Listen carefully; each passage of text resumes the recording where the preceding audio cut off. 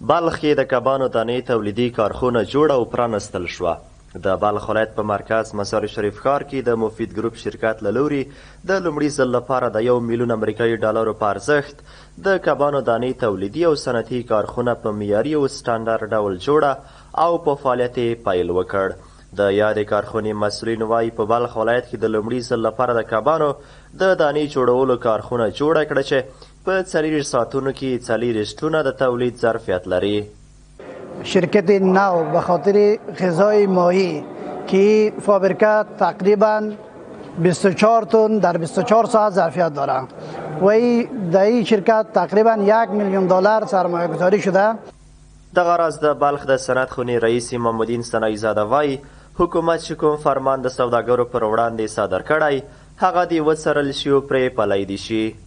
خواست ما از حکومت است که گپی فرمانی را که صادر کرده یا اوامری را که صادر میکنن او را تعقیب بکنن او را تطبیق بسازن و همچنین دایره دولتی مثل وزارت داخله، دفاع، استخبارات و صحت عامه باید از تولیدات داخلی استفاده بکنن.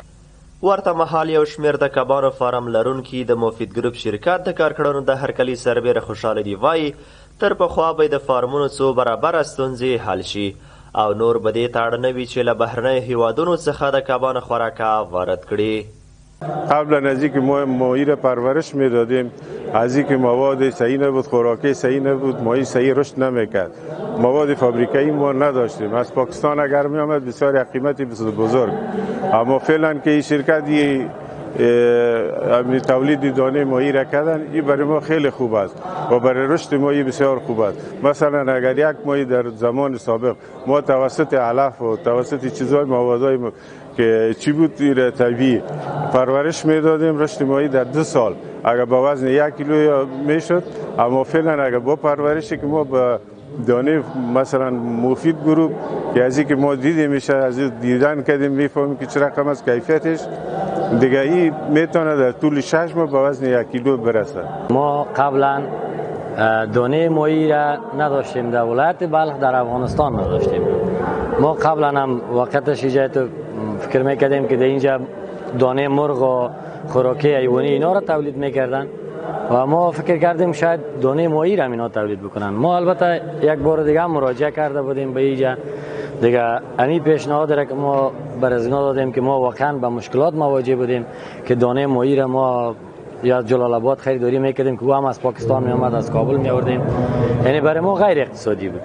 ولی خیلی جای خرسندی است که این ولایت بلخ یک فابریکه ایجاد شده که تولید خوراکی ماهی را در اینجا میشه که ما از این مشکلات البته خلاص شدیم. بل لور ته په دغه شرکت کې یو شمېر کارکوونکي هم خوښ دي او په نورو ملي تاجرانو غږ کوي چې ورته ډول کاري فرصتونه د نورو هیوادوالو ته هم چمتو کړي.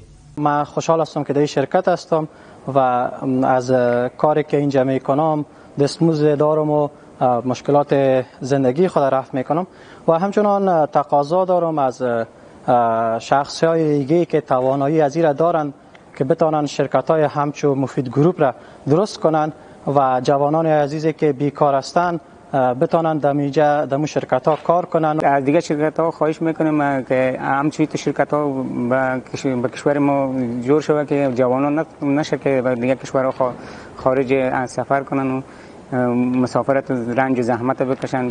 دمی کشور خود ما باشه بسیار خیلی خوب است که دست به کار باشن. د یادونې وړ ده چې د کبانو دانې کارخونې څخه مخکې مفید ګروپ شرکت له تېرې یوې لسیزې را په دې خوا د هیواد په شمال بلخ ولایت کې د غوړیو تولید، د مرغانو خوراکي توکو او د سویابینو ترویجولو په برخه کې پانګونه او کار کړی دی. د معلوماتو له مخې په بلخ ولایت کې دا مهال د کبانو 50 لویه واړه فارمونه شتون لري چې په کلني ډول 90 ټنه کبان بازار ته وړاندې کوي.